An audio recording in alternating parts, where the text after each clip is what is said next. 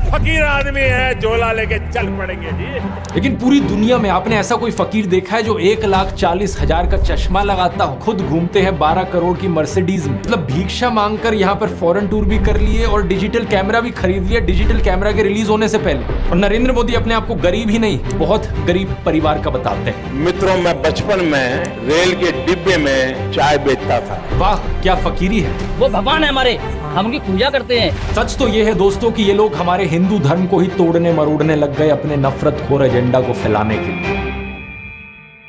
नमस्कार दोस्तों, जर्नलिस्ट अनिल यादव एक बीजेपी वर्कर मंगल वाजपेयी से बात कर रहे थे कानपुर में। मंगल एक लोडर का काम करते हैं, यानी गाड़ियों में सामान चढ़ाने का काम करते हैं। क्या नाम बताए? योगी साहब, मेरा मंगल वाजपेयी। मंगल वाजपेयी है, यहाँ लोडर का काम करवाते हैं। साथ ही साथ ये बीजेपी एमएलए महेश त्रिवेदी के लिए वॉलंटियर भी करते हैं। ये उम्मीद जता रहे थे कि बीजेपी इस बार 400 पार करेगी। चुनाव में किसका माहौल है? बीजेपी जीतेंगी, बीजेपी जीतेगी 400 के ऊपर।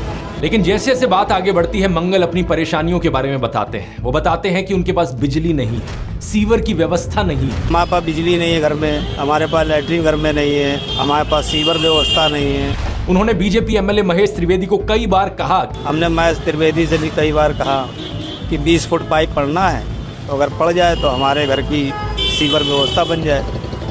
नहीं बन पाई। उन्हें कुछ भी नहीं मिला और ना ही उन्हें कुछ मिलने की उम्मीद है। त्याग तपस्या की मूर्ति है कि कुछ नहीं मिला, लेकिन उसके बावजूद कोई शिकायत नहीं है और ना कोई उम्मीद है मिलने की, और ना उम्मीद है मिलने की। लेकिन फिर भी वो खुद को भाजपा का भक्त कहते हैं। लेकिन ये तो कहा जाता है ना कि भूखे पेट ना होए भजन गोपाला। इस पर मंगल वाजपेयी जवाब देते हैं कि ऐसा कुछ नहीं है, आदमी बालू खाकर भी पेट भर सकता है, यानी कि मिट्टी खाकर भी पेट भर सकता है। सब हो जाता है अगर संत चाह लेगा।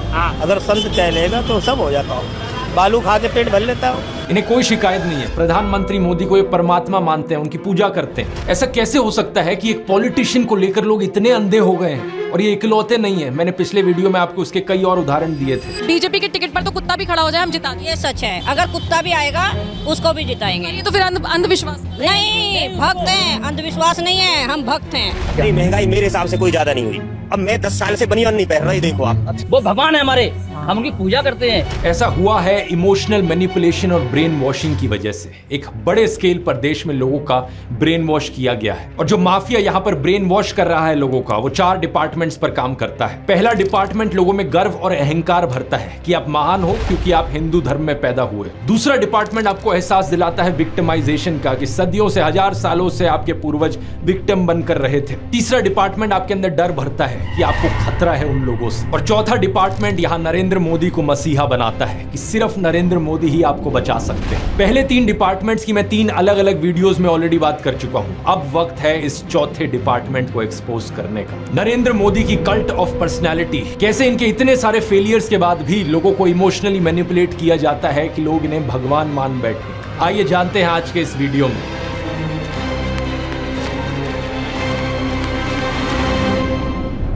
जून 2013 की बात है दोस्तों। राइटर नीलांजन मुखोपाध्याय ने एक किताब लिखी नरेंद्र मोदी के ऊपर। ये एक बायोग्राफी थी। इस किताब में लिखा गया कि कैसे नरेंद्र मोदी जब 6 साल के थे, वडनगर रेलवे स्टेशन पर गुजरात में वो चाय बेचा करते थे। ये चाय बेचने वाला किस्सा तभी से लेकर नरेंद्र मोदी की संघर्ष की कहानी का ये एक मेजर टॉकिंग पॉइंट रहा है। 2015 में जब टाइम मैगजीन ने प्रधानमंत्री मोदी का इंटरव्यू लिया तो उन्होंने बताया कि कैसे वो एक बहुत गरीब परिवार से आते थे, कैसे बचपन में वो चाय बेचा करते थे रेलवे स्टेशन पर। इनकी एग्जैक्ट लाइनें सुनिए। मैं पॉवर्टी में पैदा हुआ हूँ, बचपन में मेरा पूरा बचपन पॉवर्टी में बीता है। मेरे लिए पॉवर्टी एक तरीके की पहली इंस्पिरेशन थी मेरी जिंदगी में। लेकिन कितनी सच्चाई है इन बातों में? बहुत से लोगों ने टाइम टू टाइम सवाल उठाए हैं, जैसे कि नरेंद्र मोदी के बचपन की ये फोटो देखिए। वे 1950 यानी 1950 में पैदा हुए थे। क्या उस समय किसी गरीब परिवार में पैदा हुए बच्चे के पास ऐसे कपड़े होंगे? जरा खुद ही सोचकर देखिए। सूट तक पहन रखे हैं इन्होंने अपनी बचपन की फोटोज में। मैं खुद 1994 में एक मिडिल क्लास फैमिली में पैदा हुआ हूं, लेकिन मेरी तो बचपन की ऐसी कोई फोटो नहीं मिलेगी आपको जिसमें मैंने कोई सूट पहन रखा। और नरेंद्र मोदी अपने आप को गरीब ही नहीं, बहुत गरीब परिवार का बताते हैं। इंडिया टुडे ने इनकी पुराने घर की एक फोटो पब्लिश करी थी, स्क्रीन पर देखिए। बहुत बड़ा घर नहीं है, लेकिन क्या आपको ये 1950s के किसी बहुत गरीब परिवार का घर दिखता है? परिवार में नरेंद्र मोदी के 5 भाई और 1 बहन है। 2 साल पहले नरेंद्र मोदी के छोटे भाई प्रहलाद मोदी ने कहा था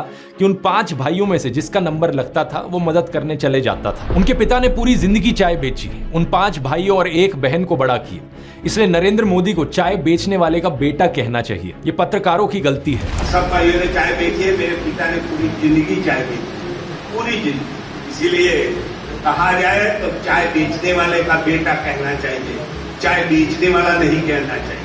ये पत्रकारों की गलती है।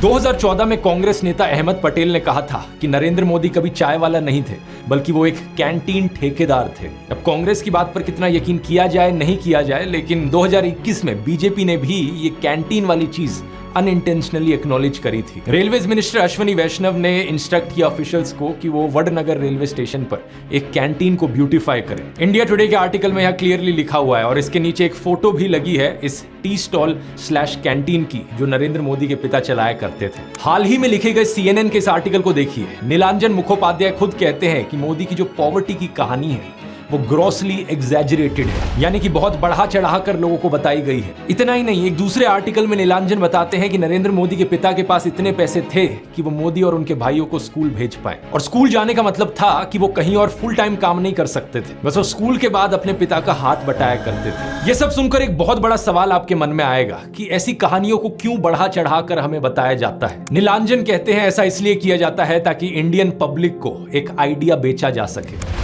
मित्रों, मैं बचपन में रेल के डिब्बे में चाय बेचता था और आज आपके सामने खड़ा हूं। कोई भी इंसान अगर समझदारी से सोचे तो वो जानता है कि इस बात से फर्क नहीं पड़ता। एक अच्छा नेता गरीब परिवार से भी आ सकता है और अमीर खानदान से भी आ सकता है, और यही चीज कही जा सकती है एक बुरे नेता या डिक्टेटर के बारे में भी। उदाहरण के तौर पे बात करें, कंबोडिया का जो डिक्टेटर था पोल पॉट, वो एक अमीर खानदान से आता था, लेकिन इटालियन डिक्टेटर बेनिटो मुसोलिनी एक गरीब परिवार में पैदा हुआ था। उसके पिता एक ब्लैक स्मिथ थे और वो बड़े गर्व के साथ इन चीजों को प्राउडली एक्सप्रेस करता था कि कैसे वो जनता के बीच से निकल कर आया है। रशियन डिक्टेटर जोसेफ स्टालिन के पिता एक मोची थे, यानी जूते बनाने वाले, और माँ एक धोबिन थी। और दुनिया का सबसे जाना माना तानाशाह हिटलर भी एक गरीब परिवार में पैदा हुआ था, लेकिन गरीब परिवार में पैदा होने का मतलब ये नहीं कि उसने गरीबों के लिए काम किया था अपने करियर में। उल्टा जानते हो क्या, हिटलर चंदा धंधा का मॉडल चलाता था अपना खुद का। उसके समय में बहुत सी क्रॉनी कैपिटलिस्ट कंपनियों ने करोड़ों का प्रॉफिट कमाया। IG फार्बन, डॉयचे बैंक, BMW, कुछ गाड़ियों की कंपनीज जिनको आज आप जानते हैं और कुछ लोग इन गाड़ियों के पीछे बड़ा भागते हैं, पोर्शे, मर्सिडीज बेंज, फोल्क्सवागन, इन सब कंपनियों ने चंदा डोनेट किया था हिटलर को अपने समय में। 2016 में BMW ने माफी भी मांगी थी इस चीज को लेकर। इस आर्टिकल को देखिए, रिग्रेट एक्सप्रेस किया था कि वो एक समय पर हिटलर को सपोर्ट किया करते थे। इंडिया की बात करें तो हाल ही में हमने देखा इलेक्टोरल बॉन्ड स्कैम। मैंने पूरा वीडियो बनाया इस पर कि कैसे ये एक घोटाला नहीं बल्कि घोटालों का भंडार था। बहुत सी कंपनियों को इससे फायदा हुआ और आम जनता को नुकसान। पिछले 10 सालों में प्रधानमंत्री मोदी के मित्र जैसे कि गौतम अडानी भरपूर तरीके से अमीर बनते रहे और देश के 80 करोड़ गरीब लोगों को 5 किलो मुफ्त अनाज लेने पर मजबूर कर दिया गया। बेरोजगारी और महंगाई ने गरीब लोगों की कमर तोड़कर रख दी है आज के दिन। अब तो ऐसी सिचुएशन आ चुकी है कि नरेंद्र मोदी खुद को गरीब परिवार का बताते हुए जिन राहुल गांधी को एलीट वर्क का प्रोजेक्ट करते थे, युवराज कहते थे, आज वही राहुल गांधी खुल्लम खुल्ला गरीबों को कह रहे हैं कि वो गरीबों के हैं और नरेंद्र मोदी अडानी अंबानी जैसे अमीर सेठों के हैं। अडानी को बिना मजदूरी बिना कुछ लाखों करोड़ रुपए देते हैं तो कहते देखो देखो देखो विकास हो रहा है। हमने मनरेगा किया, मजदूरी के लिए पैसा दे रहे हैं और कहते हैं गरीबों की आदत बिगाड़ रहे हैं। मैं आपका हूं, वो उनके हैं। राहुल गांधी कह रहे हैं कि जितना रुपया नरेंद्र मोदी ने अडानी को दिया है उतना रुपया वो देश के गरीब लोगों को देंगे। और मैं देश को फिर से दोहरा के कह रहा हूँ, जितना पैसा नरेंद्र मोदी जी ने इनको दिया है ना, उतना ही पैसा हम हिंदुस्तान के गरीब लोगों को देने जा रहे हैं। महालक्ष्मी योजना, पहली नौकरी पक्की योजना, इन योजनाओं के माध्यम से करोड़ों लाखपति बनाएंगे। इन्होंने 22 अरबपति बनाए, हम करोड़ों लाखपति बनाए। प्रधानमंत्री मोदी इसका ज्यादा जवाब दे नहीं पाए। उल्टा उन्होंने कोशिश करी थी ये कहने की कि अडानी अंबानी एक्चुअली में कांग्रेस के साथ मिले हुए हैं। जरा ये साझा घोषित करें इस चुनाव में कि अंबानी अडानी से कितना माल उठाया है। मार्च में आई इस रिपोर्ट को देखिए, भारत में इनकम इनइक्वालिटी 100 साल में सबसे ज्यादा हो गई है। इतनी बुरी हालत अंग्रेजों के जमाने में भी नहीं होती थी। ऐसे में अगर राहुल गांधी ने संकल्प लिया कि अगले 5 सालों में वो सभी 22 करोड़ गरीब लोगों को गरीबी से निकाल देंगे तो इसमें क्या गलत किया। लेकिन पीएम मोदी इस बात पर भी तंज कसने लगे। उनके पास खुद कोई अपना विजन नहीं है। 80 करोड़ लोगों के हाथ में कटोरा पकड़ा दिया और अगले 5 सालों के लिए यही 5 किलो अनाज वाली स्कीम एक्सटेंड कर दी। ना रोजगार का कोई प्लान बताया है, ना महंगाई कंट्रोल कैसे होगी ये बताया, ना गरीबी कैसे हटेगी ये बताया। और जब राहुल गांधी ने सबके लिए रोजगार की बात करी तो प्रधानमंत्री मोदी उनका मजाक उड़ाने लग गए। कांग्रेस के शाहजादे ने अभी घोषणा की, आप भी सुन करके हंसोगे। सुनाऊं? जोरों से हंसना पड़ेगा आपको। और आपको ये भी मालूम कि ये टेम्पो में पैसा देते हैं, क्या ये आपका पर्सनल एक्सपीरियंस है क्या? फरवरी 2020 में गुजरात में नमस्ते ट्रंप इवेंट हुआ था तो गरीबों को छुपाने के लिए एक 1600 फुट लंबी दीवार बनाई गई थी। जरा खुद सोचकर देखो, 1995 से लेकर 2020 25 साल से गुजरात में बीजेपी की सरकार थी, जिनमें से 3 बार तो खुद नरेंद्र मोदी ही चीफ मिनिस्टर थे, लेकिन इनसे गरीबी नहीं हटाई गई, उल्टा ये गरीबों को छुपाने लग गए। G20 समिट के समय दिल्ली में भी यही हुआ था। कुछ बस्तियों को हरे पर्दे के पीछे ढक दिया गया था, यानी कि इन गरीब लोगों की मूवमेंट को भी रिस्ट्रिक्ट कर दिया। इसी के तहत ये पूरी दुकानें यहाँ से ढक दी गई हैं। जो थोड़ा झुग्गी टाइप घर थे उनको भी ढक दिया गया है यहाँ पर। सोचिए कि ये कितना डीह्यूमनाइजिंग है। कोई आपसे कहे कि तुम अच्छे नहीं लग रहे हो, तुम तो एक दाग धब्बा हो। वो गोरे सेठ आ रहे हैं हमारे देश में घूमने, तुम्हें एक पर्दे के पीछे छुपा दिया जाएगा। कैसा लगेगा आपको ये सुनकर? उन गरीबों की सोचो, उन्हें कैसा लगा होगा। सीधा कहते हैं कि यहाँ से जाओ, उस गरीब को तो भगा सकते हो, उस अमीर को भगा के देखो ना। तो इन सब चीजों के चलते नरेंद्र मोदी की ये जो गरीब परिवार वाली ब्रांडिंग थी, अब ये लगभग खत्म हो चुकी है। लेकिन उनके कल्ट ऑफ पर्सनैलिटी का ये केवल एक हिस्सा है। दूसरा हिस्सा यहाँ पर आता है उनके परिवार को लेकर। व्हाट्सएप पर और गोदी मीडिया के जरिए आपको बार बार बताया जाता है कि नरेंद्र मोदी इतने महान हैं क्योंकि उन्होंने देश के लिए अपने परिवार को छोड़ दिया, अपनी पत्नी को छोड़ दिया। देखो, वैसे ये एक पर्सनल मामला है, किसी पति पत्नी की आपस में ना बने, ये कोई बड़ी चीज नहीं है, बहुत से लोगों के साथ ऐसा होता है। लेकिन यही लोग खुद इस पर्सनल बात को बीच में लाते हैं, इसे अचीवमेंट के तौर पर दिखाने के लिए। देश के लिए पत्नी को छोड़ दिया, कुछ सेंस है इस बात का? पूर्व प्रधानमंत्री लाल बहादुर शास्त्री जी ने तो अपनी पत्नी को नहीं छोड़ा, तो क्या वो देश के लिए काम नहीं कर पाए? महात्मा ज्योतिबा फूले की पत्नी सावित्रीबाई फूले के बारे में तो सब जानते हैं, क्या उन्होंने देश के लिए महान काम नहीं किया? आपने अगर रामलीला देखी है तो उसमें भी देखा होगा कि कैसे सीता जी ने भी भगवान राम का साथ दिया वनवास में, और राम ने उन्हें बचाने के लिए क्या क्या नहीं किया। तो व्हाट्सएप यूनिवर्सिटी की एक ऐसी घटिया नारी विरोधी मानसिकता है जहां आप औरत को एक अड़चन की तरह देखते हो, जहां आप पत्नी को छोड़ देने को एक अचीवमेंट की तरह दिखाते हो। और केवल पत्नी ही नहीं बल्कि नरेंद्र मोदी के परिवार को लेकर भी व्हाट्सएप माफिया यही बात फैलाता है। अरे औरों की तो छोड़ो, नरेंद्र मोदी खुद इस बात को बार बार दोहराते रहते हैं, कहते हैं कि उन्होंने अपने परिवार को देश के लिए छोड़ दिया। मेरे देशवासियों, मैंने घर, परिवार, सब कुछ देश के लिए छोड़ा है। पंजाब केसरी अखबार ने तो उनकी चरण वंदना करते हुए उनकी तुलना भगवान बुद्ध और महावीर जैन से कर डाली। लेकिन इन लोगों से मैं पूछना चाहता हूं, कभी भगवान बुद्ध ने अपना घर छोड़कर ऐसे बयान दिए क्या? सम्माननीय आदरणीय दीदी, आदरणीय दीदी, ओ दीदी।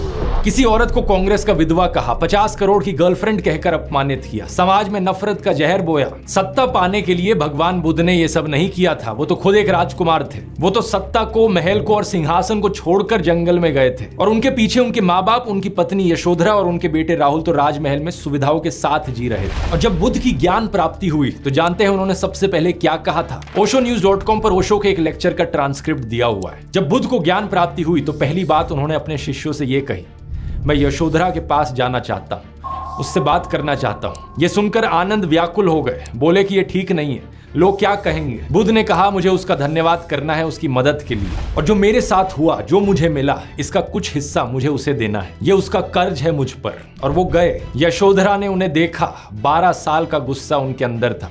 वो बोली, मुझसे कहकर तो जाते, क्या मैं तुम्हें रोकती? इतना भी विश्वास नहीं था मुझ पर। बुद्ध ने माफी मांगी, ये कहा कि मैं नासमझ था, अब समझ आई तो वापस आया हूं। सुनो, कुछ अद्भुत हो गया है। मेरा पहला दायित्व तुम्हारे प्रति है, इसलिए वह अनुभव तुम्हारे साथ साझा करूंगा। यशोधरा की आंखों से आंसू झरने लगे। आप प्रधानमंत्री मोदी का इंस्टाग्राम अकाउंट देखिए जरा। प्रियंका चोपड़ा और निक जोनस की वेडिंग रिसेप्शन में गए, उन्हें बधाई दे रहे हैं। इस वीडियो को देखिए, विराट कोहली और अनुष्का शर्मा के वेडिंग रिसेप्शन पे जाकर उन्हें गुलाब दे रहे हैं। मलयालम एक्टर सुरेश गोपी की बेटी की शादी में गए। टाइम्स नाउ की एंकर नविका कुमार के बेटे की शादी में गए। मुकेश अंबानी ने हॉस्पिटल खोला तो वहां बधाई देने पहुंच गए। इस न्यूज आर्टिकल को भी देखिए, नरेंद्र मोदी ने गौतम अडानी के बेटे करण की ग्रैंड एंगेजमेंट सेरेमनी को भी अटेंड किया। तो बॉलीवुड सेलिब्रिटीज और अमीर सेठों की शादियों में जाने के लिए बहुत समय है इनके पास। हालांकि इसमें कुछ गलत नहीं है, इनकी मर्जी अगर ये जाना चाहें तो। लेकिन सवाल यहाँ पर ये, क्या केवल अपने भाइयों और परिवार को ही छोड़ना पड़ता है क्या देश के लिए? एबीसी के इस आर्टिकल को देखिए। अवनी दास रिपोर्ट करती हैं कि अक्टूबर 2023 में मोदी परिवार उनके भतीजे की शादी के लिए इकट्ठा हो रहा था, लेकिन एक इंसान वहां से गायब थे। नरेंद्र मोदी। आपने फोटोज और वीडियोस में जरूर देखा होगा कि प्रधानमंत्री मोदी अपनी माताजी से मिलने जाया करते थे, जो कि अच्छी बात है, लेकिन कभी आपने नोटिस किया कि केवल वहां 3 लोग होते थे इस मुलाकात में? प्रधानमंत्री मोदी, उनकी माताजी और कैमरामैन। कभी कभार मुलाकात में 2-3 और लोग होते थे, लेकिन वो हमेशा और कैमरामैन ही होते थे। 3 साल पहले बीबीसी कॉरेस्पॉन्डेंट तेजस वैद्या ने प्रधानमंत्री मोदी के भाई प्रहलाद मोदी से बात करी और सुनिए उनका क्या कहना था। तेरे परिवार ने दूर रखवानी सूचना आपवामां आवे। इस बात को लेकर स्पष्ट निर्देश होता है कि परिवार के बाकी सदस्य दूर ही रहे। प्रधानमंत्री मोदी की भतीजी सोनल मोदी ने भी यही बताया कि उनको मना किया गया है। उनसे पूछा गया कि शपथ ग्रहण समारोह में बहुत से लोगों को निमंत्रित किया गया, लेकिन उन्हें क्यों नहीं बुलाया गया? तो सुनिए उन्होंने क्या कहा था। नरेंद्र मोदी जी ने प्रधानमंत्री का शपथ ली थी, तब देश में से कई लोग गए थे, तब आपको न्योता मिला था या आपको जाने की इच्छा हुई थी? इच्छा तो सबको होती है, पर अफसोस है कि हमें इनविटेशन नहीं दिया गया। G20 की थीम रखी गई थी वसुदेव कुटुंबकम, यानी पूरी दुनिया एक परिवार है, लेकिन खुद के परिवार को, खुद के भाई बहनों को अपने से दूर रखा जाता है इस तरीके से। आखिर क्या कारण है? भगवान राम तो अपने परिवार के साथ रहते थे। राम, लक्ष्मण, भरत, शत्रुघ्न, चारों भाइयों में कितना प्यार था। क्या इसका मतलब ये हुआ कि राम जनता के लिए काम नहीं कर पाए? उन्होंने तो राम राज्य स्थापित किया था, जहां कोई गरीब, बेरोजगार, दुखी नहीं था। मैं फिर से कहूंगा, ये प्रधानमंत्री मोदी का अपना पर्सनल मैटर है। अगर वो बॉलीवुड, अडानी, अंबानी जैसे दोस्तों के साथ ताल्लुक रखना चाहते हैं और अपने परिवार के साथ नहीं, उनकी मर्जी। मुझे प्रॉब्लम इस बात से नहीं है, प्रॉब्लम इस बात से है कि इसे अचीवमेंट की तरह क्यों दिखाया जाता है कि मैंने अपना परिवार छोड़ दिया, देखो मैं कितना महान हूं। ये कोई अचीवमेंट होती है कि? इसका साइड इफेक्ट ये हुआ है कि बहुत से हिंदू युवा ब्रेन वॉश हो गए हैं। होना ये चाहिए कि वो अच्छे से पढ़ लिख कर कुछ बने, काम धंधा करे, कुछ कमाए और अपने माँ बाप की सेवा करें, लेकिन नहीं। कुछ यूथ की क्या हालत हो गई है कि वो हाथों में तलवार लेकर मस्जिदों के सामने घूम रहे हैं। उन्हें भी अपने परिवार से, अपने माँ बाप से कोई मतलब नहीं। सेलिंग पॉइंट नंबर 1 था मैं गरीब परिवार से हूं। सेलिंग पॉइंट नंबर 2 था कि मैंने अपने परिवार को छोड़ दिया देश के लिए। और सेलिंग पॉइंट नंबर 3 अब आता है फकीरी। नरेंद्र मोदी अक्सर कहते हैं कि उन्होंने भिक्षा मांगकर गुजारा किया। कभी कहते हैं कि 35 साल के लिए, कभी कहते हैं 40 साल के लिए। करीब 40 साल मैंने भिक्षा मांग करके खाया है। मैं 35 साल तक भिक्षा मांग करके खाया था। चलो इतनी तो बोलने में गलती हो सकती है, 35 साल हो, 40 साल हो, लोग अक्सर भूल जाते हैं। लेकिन सवाल ये कि वो एमएलए पहली बार बने 2002 में, तब उनकी उम्र होगी 52 इयर्स। लेकिन उससे पहले 90s में ही पता नहीं कैसे उन्होंने फॉरेन टूर्स कर लिए। ये फोटोज देखो उनकी, आईफिल टावर के सामने पेरिस में, व्हाइट हाउस के सामने अमेरिका में, हॉलीवुड के सामने, लंदन गए, वो मलेशिया गए। क्या 40 साल भिक्षा मांगकर इतने पैसे कमाए जा सकते हैं कि फॉरेन के टूर्स कर ले 90s में? और साथ ही साथ इसी बीच में नरेंद्र मोदी ने बीए और एमए की 2 डिग्रीज भी कर ली अलेजिडली। ये कैसे हो गया? आप ही बताओ दोस्तों। साल 1990 में डायकाम मॉडल 1 रिलीज हुआ था, जो कि यूएस में लॉन्च होने वाला दुनिया का पहला कमर्शियली अवेलेबल डिजिटल कैमरा था। लेकिन प्रधानमंत्री मोदी अपने इंटरव्यू में बताते हैं कि उन्होंने पहली बार डिजिटल कैमरा 1987 या 1988 में यूज किया था। मैंने पहली बार डिजिटल कैमरा का उपयोग किया था 87-88 में शायद। मतलब भिक्षा मांगकर यहाँ पर फॉरेन टूर भी कर लिए और डिजिटल कैमरा भी खरीद लिया डिजिटल कैमरा के रिलीज होने से पहले। वाह क्या फकीरी है। वाह मोदी जी, वाह वाह। अपनी कलम को गिरवी रख चुका एक गीतकार कहता है कि फकीरी है आपके स्वभाव में। एक फकीरी है आपके स्वभाव में। कभी नरेंद्र मोदी खुद ही कहते हैं कि हम तो फकीर आदमी हैं, झोला उठाकर चल पड़ेंगे। अरे हम तो फकीर आदमी हैं, झोला लेके चल पड़ेंगे जी।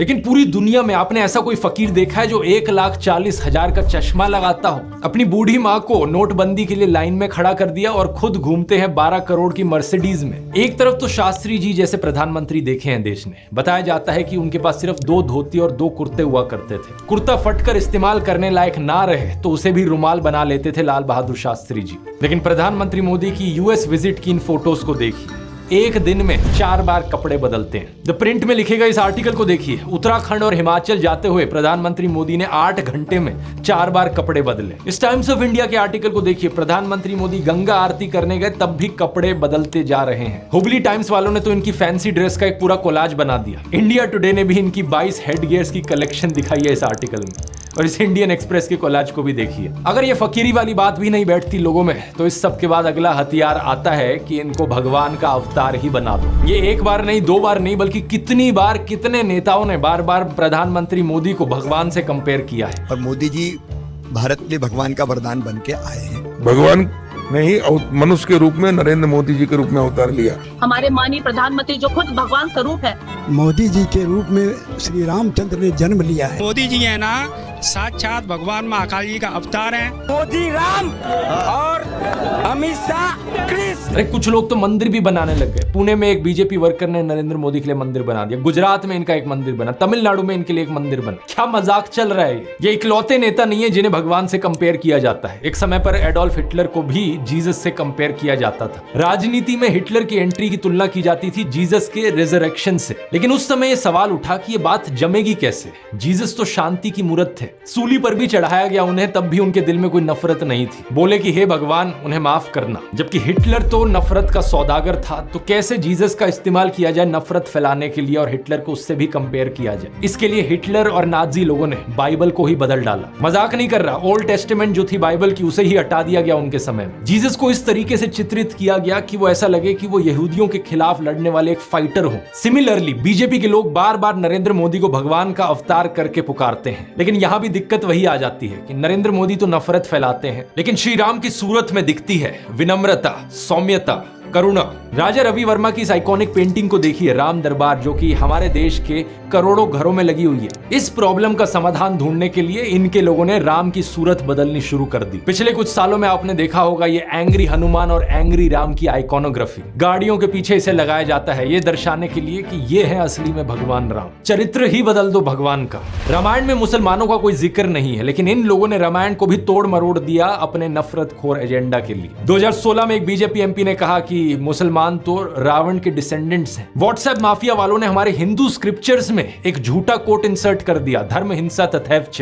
जो चीज किसी वेद पुराण में नहीं थी, किसी रामायण महाभारत में नहीं थी, इन्होंने जबरदस्ती अपना नफरतखोर एजेंडा बीच में घुसा दिया उसके। धर्म हिंसा तथैवच, आपको जान करके आनंद होगा कि ये किसी भी ग्रंथ में कहीं पर भी नहीं लिखा हुआ है। और इससे आपके रोंगटे भी खड़े हो जाने चाहिए कि ये कौन सी सेंट्रलाइज्ड कॉन्स्पिरेसी यूनिट है जो इतनी बड़ी बड़ी साजिशें करती है कि जो बात धर्म ग्रंथ में लिखी भी नहीं हुई है उसको संस्कृत में लिख करके उसको चारों तरफ व्हाट्सएप से और दूसरे जरियों से फैला देती। सच तो यह है दोस्तों कि ये लोग हमारे हिंदू धर्म को ही तोड़ने मरोड़ने लग गए अपने नफरतखोर एजेंडा को फैलाने के लिए। लेकिन अब बहुत से हिंदुओं को इनका एजेंडा समझ में आ गया है। इस तरीके का हमारे धर्म के साथ खिलवाड़ करना लोगों को अच्छा नहीं लग रहा है, इसलिए ये कार्ड भी अब फेल होता जा रहा है। तो इन बीजेपी वालों ने क्या सोचा कि अवतार से एक लेवल नीचे इन्हें सर्वगुण संपन्न शक्तिमान दिखाया जाए। क्या सीन है, वाह क्या सीन है। लेकिन किसी को यहां शक्तिमान बनाने का सबसे आसान तरीका है कि दूसरी साइड वाले की इमेज नीचे गिराओ। इसलिए इनके आईटी सेल ने राहुल गांधी को पप्पू बना दिया। व्हाट्सएप पर इनकी आधी अधूरी क्लिप्स तोड़ मरोड़ के दिखाई जाने लगी कि जैसे राहुल गांधी में तो कोई समझ ही नहीं है, वो तो बिल्कुल बेवकूफ इंसान है। लेकिन सच्चाई यह है कि पिछले 10 साल में पीएम मोदी ने एक भी प्रेस कॉन्फ्रेंस नहीं करी, कोई अनस्क्रिप्टेड इंटरव्यू नहीं किया, जबकि राहुल गांधी ने दिल्ली यूनिवर्सिटी से लेकर हार्वर्ड यूनिवर्सिटी तक लेक्चर दिए हैं। लोगों से ढेर सारी हर साल 2 साल अनस्क्रिप्टेड इंटरैक्शंस की हैं। ये बात सही है कि उनकी कुछ फनी क्लिप्स जरूर हैं जहां उनके मुंह से कुछ उलट पुलट निकल गया। This morning I got up at night. लेकिन ऐसी क्लिप्स तो नरेंद्र मोदी की भी बहुत है। तीसरा कहा था विमेन डेवलपमेंट की मैंने बात कही थी, मैं कब हो गया ये? नरेंद्र मोदी वही हैं जो नाले से निकलने वाली गैस से चाय बनाने की बात करते हैं। कहते हैं कि पसीने से मुंह पोंछ लेता था तो ग्लो आ जाती थी।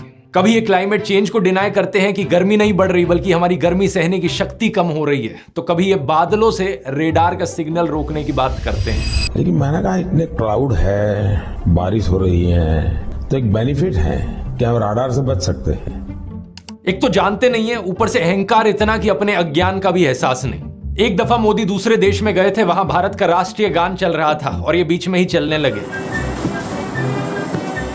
ऐसी गलती किसी से भी हो सकती है, लेकिन बात मैं यहां पर यह बताना चाह रहा हूं कि प्रधानमंत्री मोदी की भी फनी क्लिप्स बहुत सारी हैं। दूसरों को पप्पू बोलने से पहले अपनी क्लिप्स पर नजर डाल लो। पप्पू को हारने का डर लग रहा है, पप्पू को नहीं बनाएंगे। और अभी तो एक बहुत बेहतरीन मौका मिला है। हमारे फॉर्मर सुप्रीम कोर्ट के जजेस ने राहुल गांधी और नरेंद्र मोदी दोनों को एक 1-on-1 डिबेट के लिए इनवाइट किया है। राहुल गांधी तो इस इनविटेशन को ऑलरेडी एक्सेप्ट कर चुके हैं, लेकिन नरेंद्र मोदी अभी भी चुप है।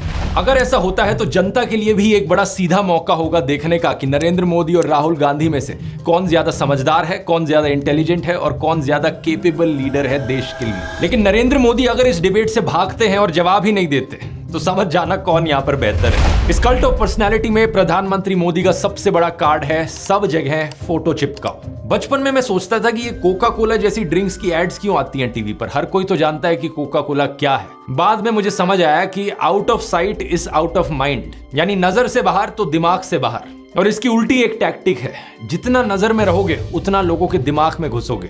अखबार पर नरेंद्र मोदी, रेडियो पर नरेंद्र मोदी, टीवी चैनलों पर नरेंद्र मोदी, फेसबुक पर नरेंद्र मोदी, पेट्रोल पंप की होर्डिंग्स पर नरेंद्र मोदी, सड़क पर पोस्टर छपे हैं, गूगल एड्स पे करोड़ों खर्च करके अपना चेहरा दिखा रखा है, हर एक सरकारी स्कीम के इश्तिहार पे। अरे ये सब तो छोड़ो, कोविड वैक्सीन के सर्टिफिकेट पे भी नरेंद्र मोदी। सेल्फी पॉइंट्स तक बना डाले इन्होंने जगह जगह। 2022 की इस रिपोर्ट को देखिए। आईएनबी मिनिस्ट्री ने बताया कि सरकार ने 8 सालों में 6400 करोड़ से ज्यादा रुपए खर्च किया एडवर्टाइजमेंट्स पर। हर रोज का 71 लाख रुपए तो अखबारों में ऐड देने में लगा दिया। और ये सब तो सरकारी पैसे से चलने वाली एड्स थी। इसके अलावा जो पार्टी फंड से चलने वाली एड है वो अलग, और गोदी मीडिया के एंकर जो दिन रात चाटुकारिता करते हैं वो अलग। हर जगह नरेंद्र मोदी। एक गायक थे जिम मॉरिसन, उन्होंने कहा था कि जो मीडिया को कंट्रोल करता है वो दिमाग को कंट्रोल करता है। लेकिन एक और सिंगर थे बॉब मार्ले, उन्होंने कहा था कि हर वक्त हर किसी को बेवकूफ नहीं बनाया जा सकता। और अब यही हो रहा है कि हर तरफ मोदी का चेहरा देखकर लोग उकता गए हैं। और ये जो वॉर रुकवाने वाली कहानियां हैं, इन पर पूछा जा रहा है कि इतनी ही वॉर रुकवाने वाले हो तो मणिपुर की हिंसा क्यों नहीं रुकवा देते। इलेक्ट्रॉन बॉन्ड का पैसा है, कहीं तो यूज होगा। किसी एक्टर को उठा के बेटी बना देंगे, पापा ने वॉर रुकवा दी, पापा मणिपुर के दंगे क्यों नहीं रुकवाते।